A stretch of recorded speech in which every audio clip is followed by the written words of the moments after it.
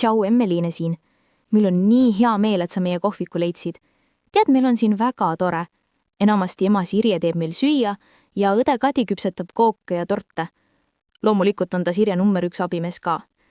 Ja siis on meil särasilmne Eilin, kes hoolitseb selle eest, et sinu soovid täita ja kõik hea parem lauale tuua. Aga meil on siin tegelikult ikka mehi ka. Ahti ja Andre on ka vahest abiks, enamasti küll moraalseks toeks. Ega siis meeste peale ju loota ei saa. Okei, see oli loomulikult nali. Tegelikult on nad väga tublid, panevad käekulge kus vaja ja tegelikult oskavad nad imeilusaid kohvisid teha, joonistavad südamed peale ja puha. Noh, ja siis olen mina, Emmeliine. Enamasti abiksin internetis, et teile infot jagada. Meil ju väikene pereäri, kõigil maru kiire kogu aeg. Ma üritan inimestele siin abiks olla, sest ma ise süüa teha ei oska. Aga mis sa siis meie juures teha saad? Esiteks saad sa kindlasti lihtsalt kohvikusse tulla ja kõhu mõnusalt punni süüa. Aga see ei ole loomulikult kõik. Kui sa soovid meie juures oma sünnipäeva pidada, teeme selle kindlasti teoks.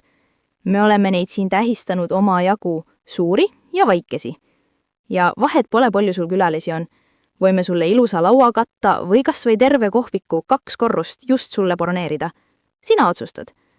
Aga meil käib siin igasugused ilusaid inimesi. Isegi noored ettevõtjad käivad koos asju arutamas ning isegi mõned ministrid on käinud koos nõu pidamas. Tegelikult vahet pole, mis ürituse plaan sul on, me kindlasti suudame selle teoks teha. Lihtsalt kirjuta meile ja võtame sinuga ühendust, et asjad üle rääkida. Aga tead mis? Me võime tegelikult sinu juurde ka tulla. Jaa, tõsi jutt. Nimelt me pakume ka cateringi teenust nii, et sina ütle, kuhu me laua katame. Võime kõik ära korraldada nii, et sinul jääb üle ainult pidutseda. Oled Järva-Jaanis? Tuleme sinna. Või oled Mäekülas?